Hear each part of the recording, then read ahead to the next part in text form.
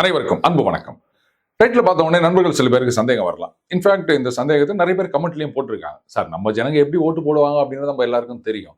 And இன்றைக்கு திமுக கூட்டணி உறுதியாக இருக்கின்றது. அண்ணன் திருமா வேற சொல்லிட்டாரு, நாங்க இந்த கூட்டணி விட்டு போறதா இல்லை அப்படின்னு.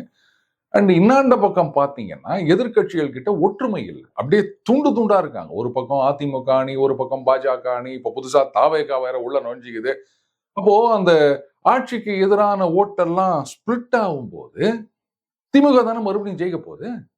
இன்ஃபேக்ட் நீங்களே நிறைய தடவை சொல்லியிருக்கீங்க, இன்னைக்கு இருக்கிற சிச்சுவேஷன்ல எலெக்ஷன் வந்ததுன்னா திமுக தான் மறுபடியும் ஜெயிப்பதற்கான வாய்ப்பு அதிகம் அப்படின்னு. அப்படி இருக்குச்சே, இதெல்லாம் கேட்கறதுக்கு நல்லா இருக்கும், நடைமுறை சாத்தியமா அப்படின்னு ஒரு சந்தேகம் வரலாம். ஆனா தேர்தல் இன்னைக்கு வரப்போவதில்லை, 2026 தான் வரப்போகுது. அதுக்குள்ள ஏராள மாற்றங்கள் நிகழப்போகின்றன. மக்களுடைய மனநிலை அது ஆட்சிக்கு எதிராக இருக்கின்றதா இல்ல ஆதரவாக இருக்கின்றதா அப்படின்றத மக்களோடு மக்களா பழகினா மட்டும்தான் புரிஞ்சுக்க முடியுமே தவிர, ஊடகங்கள் செலக்டிவா என்ன காமிக்கிறாங்களோ அதை மட்டுமே பார்த்து ஆஹா ஜனங்கள்லாம் மகிழ்ச்சியா இருக்காங்க. அப்கோர்ஸ் நாம அரசியல் கட்சிகள் கிடையாது, அதனால அந்த மாதிரி நம்ப போறது கிடையாது. அந்த மாதிரி ஊடகங்களை பார்த்து மக்களுடைய மனநிலையை தெரிஞ்சுக்கணும் அப்படின்னு யாராவது நினைச்சாங்கன்னா அது பெரிய தவறாகத்தான் முடியும். அமெரிக்கால இதே தவறத்தான் பண்ணாங்க கமலா ஹாரிஸ் அவர்கள். திராவிட மங்கை கமலா ஹாரிஸ், KH கமல்ஹாசன் இல்லை. அங்க இருக்கிற பெரும்பாலான மெயின் ஸ்ட்ரீம் மீடியாக்கள்லாம் பாத்தீங்கன்னா பயங்கரமான ஜால்ரா, ஜைஞ்சக்குன்னு அடிக்கிற ஜால்ரா சத்தம் கங்குவா சத்தத்தை விட பயங்கரமா இருந்ததுங்க. ஆனாலும் கமலா ஹாரிஸ் ஊத்தின்னு போயிட்டாங்க.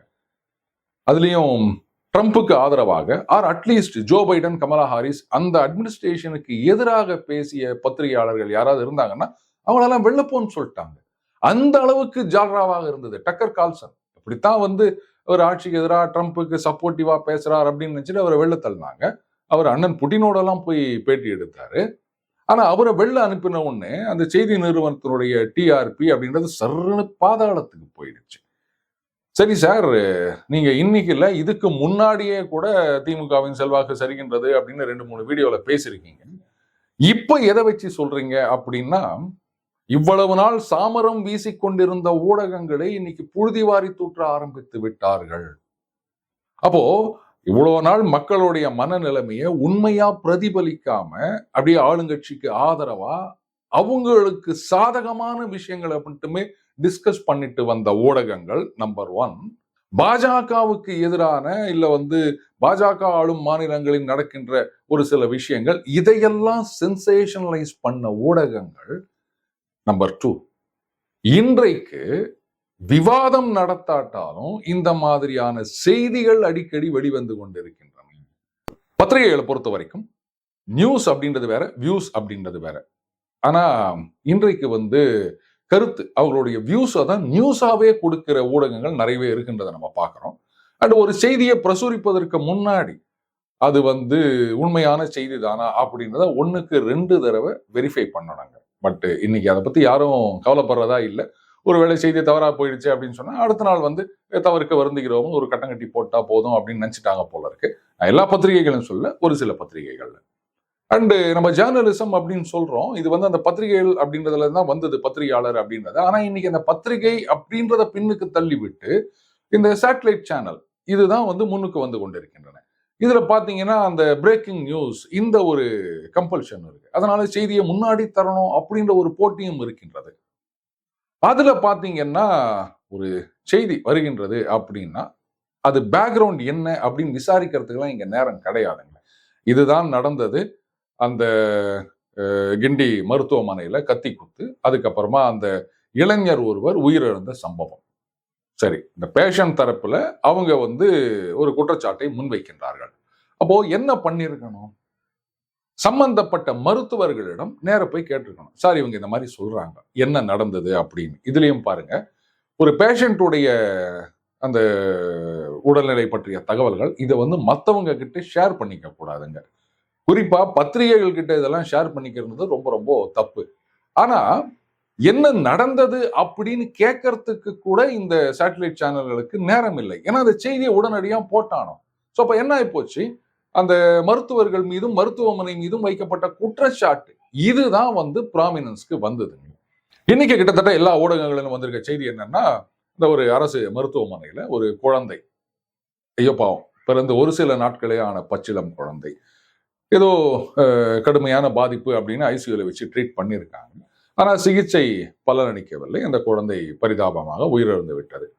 இப்போ அதை கட்டப்பையில போட்டு கொடுத்தாங்க. இதுதான் பெரிய செய்தி ஆகியிருக்கின்றது. சரி, எந்த ஒரு ஹாஸ்பிட்டல், அது பிரைவேட்டா இருக்கட்டும் இல்ல கவர்மெண்டா இருக்கட்டும், இந்த மாதிரி ஒரு குழந்தைக்கு அசம்பாவிதம் நடந்து விட்டது அப்படின்னா அந்த உடலை ஒரு கட்டப்பையில போட்டு யாரும் கொடுக்க போறது கிடையாதுங்க. ஆனா இதையெல்லாம் விசாரிக்கிறதுக்கு நேரம் இல்லை. பிரேக்கிங் நியூஸ் போட்டாலும் யாரு இதெல்லாம் எதுக்கு விசாரிக்கணும், வேணும்னா அவங்க தரப்புல ஒரு விளக்கம் கொடுக்கட்டும், அதை இன்னொரு நியூஸா போட்டுக்கலாம் அப்படின்னு நினைச்சாங்களான்னு தெரியல. இப்போ இதுதான் பரபரப்பான செய்தியா போயிட்டு இருக்கு.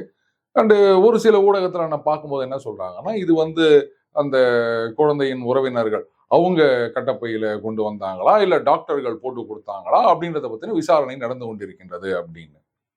அந்த விசாரணையுடைய முடிவு என்னன்னு தெரியாம ஒரு சைடு குற்றச்சாட்டை மட்டும் போடுறது அப்படின்றது எப்படிங்க ஊடக தர்மம்னு ஏத்துக்க முடியும்? ஆனால் இதெல்லாம் 6 மாதங்களுக்கு முன்னாடி நாம எதிர்பார்த்திருக்க முடியாது. மேபி ஒரு ஒரு சில ஊடகங்கள் ஆறு சோசியல் மீடியால எதிர்க்கட்சிகள் இதெல்லாம் பெரிய இஷ்யூ ஆயிருந்திருக்கலாம். ஆனா மெயின் ஸ்ட்ரீம் மீடியால கிட்டத்தட்ட எல்லா சேனல்களிலுமோ இல்ல எல்லா பத்திரிகைகளிலுமோ இந்த மாதிரி செய்தி வருவது அப்படின்றது நினைச்சு பார்க்க முடியாத விஷயமா இருந்தது. ஆனா இன்னைக்கு அது மாறிவிட்டது. இதுவும் ஒரு சமிக்ஞை. இத்தனை ஆண்டு காலமா திமுகவுக்கு எதிரான விஷயங்களை பத்தி கண்டுக்காம போயிருந்த ஊடகங்கள் இந்த ஆட்சிக்கு சங்கடத்தை உருவாக்கக்கூடிய விஷயங்கள் எல்லாம் அது ஏதோ துபாயிலையோ இல்ல அண்டார்டிகாலையோ நடந்த மாதிரி போய்கொண்டிருந்த ஊடகங்கள் இன்றைக்கு இதையெல்லாம் முக்கியத்துவம் கொடுத்து பிரசுரிக்க ஆரம்பித்துள்ளன. இப்போ திமுகவிலேயே அந்த பதட்டம் தெரிகிறது. எப்படி அண்ணன் சீமான் அவர்களுக்கு நம்முடைய ஓட் பேங்க் அந்த பக்கம் போயிட போதோ அப்படின்னு பயங்கரமான டென்ஷன்ல உட்காந்து பத்திரிகையாளர் சந்திப்புல மண்டையை உடைச்சிருவேன் அப்படின்லாம் பேச ஆரம்பிச்சிருக்காரோ, அந்த மாதிரியான ஒரு பதற்றம் திமுக ஸ்போக்ஸ் பர்சன்ஸ் ஆதரவாளர்கள் நிர்வாகிகள் அவங்க மத்தியில தெரியுது. அவங்களுடைய சோசியல் மீடியா போஸ்ட் ஆகட்டும் இல்ல இந்த main stream media satellite channel விவாதங்கள்ல கலந்துக்கும் போது அவங்களுடைய பாடி லாங்குவேஜ் அண்ட் பேசுற விஷயங்கள் ஆகட்டும் நல்லாவே தெரியுது. ஊடகங்கள் நம்ம கையை விட்டு போய் நிக்குது அப்படின்றது திமுகவுக்கு புரிஞ்சிருக்கு. ஆனா ஏன் போகுது, அதை எப்படி தடுத்து நிறுத்துறது அப்படின்றது அவங்களுக்கு தெரியல. யார் தடுத்து நிறுத்த வேணாம், அது என்ன ஆயிடப்போகுது அப்படின்னு நினைச்சாங்களா, அதுவும் நமக்கு தெரியாதுங்க. இதை பாத்தீங்கன்னா ஒரு செய்தி, அதாவது மதுரையில இத்தனை பேருக்கு காய்ச்சல், 67 பேருக்கு காய்ச்சல் அப்படின்னு. இதுக்கு இந்த ட்வீட்டை பாருங்க. அவர் என்ன சொல்றாரு, ஒரு நாளைக்கு எத்தனை ஆயிரம் பேர் ட்ரீட்மெண்ட்டுக்கு வராங்க, அப்போ அதுல ஒரு 2% 3% பேருக்கு ஜுரம் அப்படின்றது சாதாரணமான ஒரு விஷயம். அவ்வளோ பெரிய ஒரு மதுரை மாதிரியான நகரத்துல 67 பேருக்கு ஃபீவர் அப்படின்றது இவ்வளவு பெரிய விஷயமா? இதை இவ்வளவு முக்கியத்துவம் கொடுத்து போட வேண்டுமா அப்படின்றதுதான் அவருடைய கேள்வி. சரி, என்ன ஆச்சு? ஏன் திடீர்னு இந்த மாதிரிலாம் போட ஆரம்பிச்சாங்க? ஊபியில இத்தனை பேருக்கு காய்ச்சல், மாப்பியில இத்தனை பேருக்கு காய்ச்சல், அங்க அரசு செயலிழந்து விட்டது அப்படின்னு போட்டிருந்த ஊடகங்கள் இன்னைக்கு இந்த மாதிரி ஆக வேண்டிய அவசியம் என்ன? சமீபத்துல ஒரு சேனல்ல டிஸ்கஷன், அதுல அதிமுக திமுக 2 தரப்புல இருந்தும் 2 இளைஞர்கள் தான் கலந்துக்கிறாங்க. அதுல திமுக சார்பில் சொல்றாரா, நீங்க 10 வருஷம் இருந்தீங்க, எத்தனை தொழில் நிறுவனம் கொண்டு வந்தீங்க, எத்தனை கம்பெனி வந்தது, ஏதோ GIM நடத்தினீங்க, இவ்வளவு கோடி அவ்வளவு கோடி செலவு கணக்கு காமிச்சிங்க, ஆனா ஒண்ணு கொண்டு வர முடியல, ஆனா எங்களுடைய ஆட்சியில நாங்க எத்தனை நிறுவனம் கொண்டு வந்திருக்கோம், எவ்வளவு வேலை வாய்ப்பு அப்படின்ன உடனே அந்த பக்கம் அதிமுகல இருந்து சிம்பிளா கேட்டார், எத்தனை? இவர் பாட்டு எத்தனை கம்பெனி வந்தோம், எத்தனை கம்பெனி எத்தனை எத்தனை எத்தனை அப்படின்ன உடனே இவர் ஒன்னும் ஃப்ரஸ்ட்ரேட் ஆயிட்டாரு. பாருங்க, நான் ஒரு கேள்வி கேட்கும்போது அதுக்கு உங்களுக்கு பதில் சொல்ல முடியல அப்படின்னா என்ன திருப்பி கேள்வி கேட்காதீங்கன்னா, அதே மாதிரி தானே அவரும் சொல்வாரு. எத்தனையோ கம்பெனிகள் கொண்டு வந்துக்கிறோம் திமுக ஆட்சியில அப்படின்னு சொன்னா எத்தனை கம்பெனி அப்படின்னு ஒரு 1 2 பேரை சொல்லுங்க. லூலு மால் அப்படின்னு ஏதோ வந்ததுன்னு சொல்றாங்க. அது கூட சென்னையில ஒன்றும் வரல போல இருக்குது. 6000 கோடின்னாங்க துபாய் போயிட்டு வந்த பிறகு. அதுல எவ்வளவு இன்வெஸ்ட்மெண்ட் வந்தது அப்படின்றதுக்கு இன்னும் கணக்க காணோம். இதுல முதலமைச்சர் அடிக்கல் நாட்டு விழாக்கு போறாரு, அண்ணாமலை அங்கேருந்து ஒரு ட்வீட் போடுறாரு. லண்டன்ல உட்காந்தீங்கன்னா அவர் இதெல்லாம் கேள்வி கேட்டுக்கிறாரு. போன வருஷம் இந்த இடத்துல போயிட்டு அடிக்கல் நாட்டு விழா நடத்துனீங்களா, அதுக்கு ஒரு செங்கல் கூட எடுத்து வைக்கலையா, அதுல இத்தனை 1000 பேருக்கு வேலை வருது, இவ்வளவு கோடி இன்வெஸ்ட்மெண்ட் அப்படின்னு சொன்னீங்களா, ஒண்ணுமே நடக்கலையா? இப்ப இன்னைக்கு இங்க போயிட்டு இந்த மாதிரி அடிக்கல் நாட்டு விழானா இதுல என்ன பண்ண போறீங்க? எல்லாம் வெறும் ஒரு செங்கல் கூட வரல. அதாவது இவங்க அந்த எய்ம் செங்கல் அப்படின்னு அந்த செங்கலை வச்சுக்கினே போனாங்க போற இடத்துல எல்லாம். இப்ப அடுத்தது பாஜக அதே மாதிரி ஒரு செங்கல் எடுத்து வச்சுக்கணும்னு நினைக்கிறேன். இது இந்த இடத்துல அடிக்கல் நாட்டினதுக்கான செங்கல், இது அந்த இடத்துல அடிக்கல் நாட்டினதுக்கான செங்கல் அப்படின்னு 2 கை தானே இருக்கு. 2 செங்கல் தானே எடுத்து வச்சுப்பாங்க. எத்தனை அடிக்கல் நாட்டினாங்களோ, எத்தனை செங்கல் எடுத்துட்டு வருது. சரி, என்னப்பா கூட வரவங்கலாம் ஆளுக்கு ஒரு அந்த பேர் எழுதி ஒரு செங்கல் வச்சுக்கலாம் அப்படின்னு நினைக்கிறேன். ஆக அந்த மூத்த பத்திரிகையாளர் சொன்னார் இல்லையா, அந்த மாதிரி ஊடகங்கள் இவ்வளவு நாளா சாமரம் வீசி கொண்டிருந்தன. மேபி அந்த சாமரம் வீசும்போது அந்த ஒரு குளிர்ந்த தென்றல் காற்று மாதிரி வரும் இல்லையா, அதனால மக்கள் விடும் அந்த அனல் பெருமூச்சு கிட்டக்க வரல அப்படின்னு நினைக்கிறேன். இப்ப அந்த சாமரம்லாம் கொஞ்சம் விலகி விட்டது போல தெரிகிறது இல்லையா. இப்பவாவது மக்கள் விடும் அனல் பெருமூச்சு ஆட்சியாளர்கள் ரியலைஸ் பண்ணணும். பரந்தூர் அந்த மக்கள் போராட்டம் அவ்வளவுதான், முடிஞ்சு போச்சு. அதுக்கு இனிமே ஒரு சொல்யூஷனே கிடையாதுன்னு நினைக்கிறேன். இப்போ மதுரையில போராட்டம். அரசாங்கம் ஒரு ப்ராஜெக்டுக்காக நிலத்தை எடுக்கின்றது அப்படின்னு சொன்னா அதுக்கான இழப்பீடு கொடுத்துதான் அந்த நிலத்தை எடுக்க போறாங்க. அண்ட் அங்க போராட்டம் செய்கிறவங்க என்ன சொல்றாங்க, காசு கொடுத்துட்டோம் அப்படின்னு சொல்றாங்க, ஆனா எங்களுக்கு மாற்று இடம் கொடுக்கவில்லை அப்படின்னு. அப்போ ஒரு பத்திரிகையாளர் அப்படின்னா அவர்களுடைய கடமை என்னன்னா, இப்போ அந்த நிலத்தை எடுத்தாங்க அப்படின்னு சொன்னா அதற்கு என்ன பணம் வழங்கப்பட்டது, பணம் மட்டும்தான் கொடுப்பேன்னு சொன்னாங்களா, இல்ல பணத்தோட உங்களுக்கு வேற இடத்துல நிலமும் கொடுக்கறேன்னு சொன்னாங்களா, இதையெல்லாம் அலசி ஆராய்ச்சி டீட்டெயிலா கொடுக்கணுங்க. ஆனால் அகைன் ஊடகங்களுக்கு அதுக்கெல்லாம் நேரம் இல்லை. இதெல்லாம் ஆராய போயிருந்தாங்க அப்படின்னு சொன்னா வேற யாராவது பிரேக்கிங் நியூஸ்னு போட்டுருவாங்க, நம்ம சேனல்ல நியூஸ் வரலன்னா என்ன பண்றது அப்படின்ற மாதிரி ஆயிப்போச்சு. சரி, அப்ப இதுக்கெல்லாம் என்ன காரணம் அப்படின்னா ட்ரஸ்ட் டெபிசிட். ஆக்சுவலா தமிழகத்துல பாஜக பெரிய அளவில் சாதிக்க முடியாததுக்கு காரணமே ட்ரஸ்ட் டெபிசிட். இந்த ட்ரஸ்ட் டெபிசிட் அப்படின்றது வித் மேலஃபைடு இன்டென்ஷன் கட்டமைக்கப்பட்ட விஷயம். திருமாவர்களே சொன்னார்ல, அந்த பாஜகவுக்கு எதிரான பிம்பம் கட்டமைக்கப்பட்டது அப்படின்னு. ஸோ அந்த மாதிரி ஒரு நெரேட்டிவை செட் பண்ணி அண்டு மேல இருக்கவங்களும் இந்த வெறுவாயம் எழுறவங்களுக்கு அவல் கொடுக்குற மாதிரி நடந்துக்கிறாங்க. அண்டு நான் யாருன்னெலாம் நான் சொல்லவே வேண்டாம். ஒரு சிலர் இங்க வரும்போதெல்லாம் ஏதாவது ஒரு பிரச்சனையை கிளப்பிட்டு போறது, இன்னொரு சிலர் பிரஸ் கான்ஃபரன்ஸ்னு வச்சுன்னு ஒரு பிரச்சனையை கிளப்புறது, இப்படியே பண்ணிட்டு இருக்காங்க. அப்போ ஒரு விஷயம் பொய்யான ஒரு பிம்பம் கட்டமைக்கப்படுகின்றது அப்படின்னு சொன்னா அதை சம்பந்தப்பட்ட அமைச்சர்கள் இல்ல கட்சி நிர்வாகிகள் அதனுடைய உண்மை என்ன அப்படின்றத விளக்க வேண்டும்.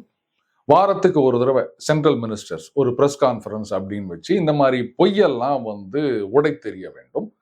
அந்த ஃபேக்ட் செக் யூனிட்னு கொண்டு வந்தாங்க, ஆனா அதை கோர்ட்டில் செல்லாதுன்னு சொல்லிட்டாங்க. ஆனா ஸ்டேட் கவர்மெண்ட்ல கர்நாடகாவில் வச்சுக்கிறாங்க, தமிழ்நாட்டில் வச்சுக்கிறாங்க.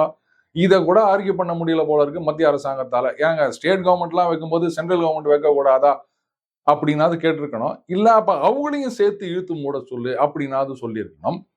இல்ல இவங்களாவது ஒரு ஃபேக்ட் செக் யூனிட் அப்படின்ட்டு தனியா ஒண்ணு வச்சு, அப்கோர்ஸ் ஒரு சிலர் இண்டிவிஜுவலா பண்ணிட்டு இருக்காங்க, பட் இன்ஸ்டிடியூஷனலைஸ் பண்ணணும், அது ரொம்ப முக்கியம் இல்லையா. ஆனால் இன்றைக்கு அந்த ட்ரஸ்ட் டெபிசிட் இது திமுகவுக்கு எதிரானது யாரும் கட்டமைக்கவில்லை, நமக்கு நாமே அவர்களா வர வச்சிருந்தது அப்படின்னு தான் நான் சொல்லுவேன். ஏன்னா மக்களுடைய கஷ்டம் என்ன, அவர்களுடைய எதிர்பார்ப்பு என்ன அப்படின்றதுக்கும் ஆட்சியாளர்கள் நடந்து கொள்ளும் விதத்துக்கும் சுத்தமா சம்பந்தமே இல்லைங்க. ஏதோ ஒரு தனி ட்ராக்ல போயின்னுக்கிறாங்க. இந்த கங்குவா படத்துல பாபி தியோல் ஒரு இந்திய நடிகர் நடிச்சுக்கிறாரா, அவரு வாய் ஒரு மாதிரி அசைஞ்சுக்குதா, வாய்ஸ் சிங்க் ஆகாம இன்னொரு பக்கம் போயின்னுக்குது அப்படின்றாங்க. அந்த மாதிரி தான் திமுக தலைவர்களுடைய செயல்பாடுகள், பேட்டிகள் அதெல்லாம் இருக்குதுங்க. மக்கள் மகிழ்ச்சியாக இருக்கின்றார்கள் அப்படின்னா எந்த மக்கள்? இந்த பாருங்க, ஒரு பேக்கரியில போயிட்டு அந்த காரம் ஸ்வீட் எல்லாம் தின்னுபிட்டு டீ கேட்டாங்களாம். அது டீ இல்லை அப்படின்னு சொன்னோன்னா அந்த கடையில் இருந்தவங்கள அடிச்சு உதைச்சிருக்காங்க. நல்ல காலத்துக்கு ரோந்து வந்த போலீஸ்காரங்க நடவடிக்கை எடுத்திருக்காங்க. அது வரைக்கும் சந்தோஷம். எனக்கு என்ன சந்தேகம்னா மது போதையில இருந்திருக்காங்க. ஏன்னா உள்ளதான் சரக்கு போயிருக்குது, அது மேல நீ டீ குடிச்சியானா இறங்கிறாதா? இல்ல ஒருவேளை இறங்கணுன்றதுக்காகத்தான் டீ குடிக்கணும்னு நினைச்சாங்களோ? ஏன்னா டூ வீலர்ல இருக்காங்க போல இருக்குது. சரி, பொறுப்புள்ளவர்கள், அதை நம்ம குறை சொல்லக்கூடாது. இனியோ போலீஸ் அவங்க தண்ணி அடிச்சிருக்காங்க அப்படின்றதுனால அவங்களுடைய வண்டியெல்லாம் பறிமுதல் செய்திருக்கின்றன, விசாரணை நடந்து கொண்டிருக்கின்றது அப்படின்னு. 2 நாளைக்கு முன்னாடி பாத்தீங்கன்னா ஒரு 17 வயது சிறுவன் 16 வயது சிறுவனை அருவாள்ல வெட்டுறதுக்கு துரத்தின் ஓடி இருக்கான். குறுக்க யாரோ ஒரு பாட்டி வந்திருக்காங்க, அவங்களையும் ஏதோ தள்ளி விட்டு போனதா செய்தி. என்னடானா தீபாவளிக்கு பட்டாசு வெடிச்சதுல நடந்த தகராறாம். என்ன இது, 17 வயசு பையன் 16 வயசு பையனை வெட்ட போறான் அப்படின்னா அப்ப அந்த கோர்ட்டு, கேஸு, போலீஸு, அதுக்கப்புறம் வரப்போகின்ற தண்டனை, இத பத்தியெல்லாம் கொஞ்சம் கூட அவன் பயப்படலைன்னு தானே அர்த்தம். இல்ல இந்த மாதிரி எல்லாம் நம்ம பொது இடத்துல போயிட்டு கத்தி எடுத்துன்னு ஒருத்தரை துரத்தி போடுறோமே வெட்டுறதுக்கு ஏதாவது ஆயிப்போச்சுன்னு சொன்னா நாளைக்கு போலீஸ்ல நம்ம புடிச்சிட்டு போயிருவாங்களே. இரும்பு கரம் கொண்டு இந்த மாதிரி சட்டம் ஒழுங்கு பிரச்சனைகள்லாம் அடக்குவாங்களே அப்படின்ற நினைப்பு அந்த பையனுக்கு சுத்தமா இல்லைன்னு நினைக்கிறேன். அதனால தான் இந்த மாதிரியான காரியங்கள்லாம் நடைபெறுகின்றன. சமீபத்தில் இந்த கிண்டி மருத்துவமனையில மருத்துவருக்கு எதிரான கத்திக்குத்து சம்பவம். இதை பார்த்த உடனே எதிர்கட்சிகள்லாம் பாருங்க அரசு மருத்துவமனை மருத்துவருக்கே பாதுகாப்பு இல்லைன்னு. அடையாங்க நீங்க வேற வைத்தறிச்சலை கலப்புறீங்க.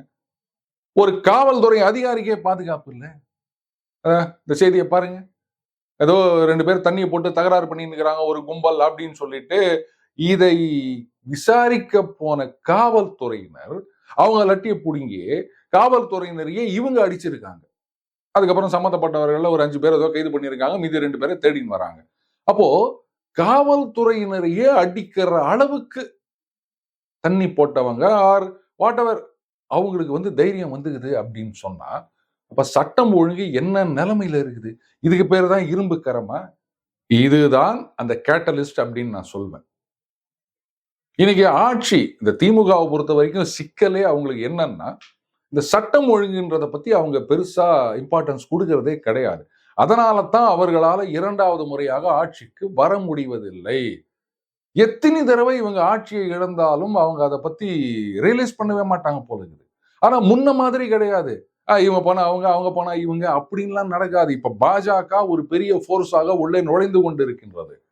அப்படி இருக்குச்சு இந்த தடவை ஆட்சியை இழந்தார்கள் அப்படின்னு சொன்னா இப்ப இருக்கிற தலைமை என்னதான் நீங்க அந்த திங்க் டேங்க் வியூகம் அமைப்பாளர்கள் அத்தனை பேர் இருந்தாலும் கலைஞர் அவர்களுக்கு ஈடு கொடுக்க முடியாது. இதை திமுகவிலே எல்லாரும் ஏத்துப்பாங்கன்னு நினைக்கிறேன். பட் வெளிப்படையாக கிடையாது. சோ இந்த முறை திமுக ஆட்சியை இழந்தது அப்படின்னு சொன்னா பல வருஷங்கள் வெளியே தான் உட்கார்ந்துட்டு இருக்கணும். அது எதிர்கட்சியாக கூட உட்கார முடியுமான்றது ஒரு பெரிய சந்தேகம் ஆயிடும். அப்ப அந்த சட்டம் ஒழுங்குல கவனம் செலுத்த வேண்டாமா? அண்ட் அப்கோர்ஸ் இந்த சரிவு அப்படின்றது இன்னும் பல மடங்கு வேகமாக போகின்றது. ஆனா திமுக வேகமா போறோம் அப்படின்னு தான் நினைச்சுக்கிறாங்களே தவிர அந்த வேகமாக போகின்ற பாதை இப்படி கீழே போய் நிக்குது அப்படின்றத அவங்க ரியலைஸ் பண்ண மாதிரி தெரியல. மீண்டும் அடுத்த பதில் சந்திப்போம். வணக்கம்.